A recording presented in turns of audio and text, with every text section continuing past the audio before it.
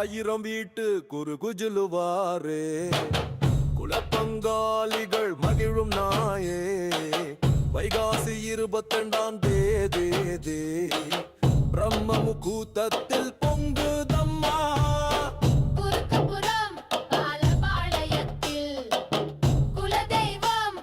ஸ்ரீ சீனிவாசா ஸ்ரீ வீரமாத்தியம்மா ஸ்ரீ பெரியாண்டவர் கும்பாபிஷேகம்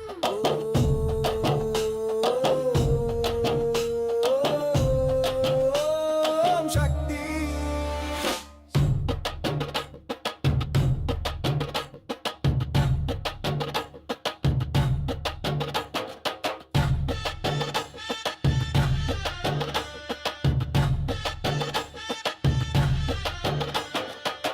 வேண்டுவர் வேண்டும்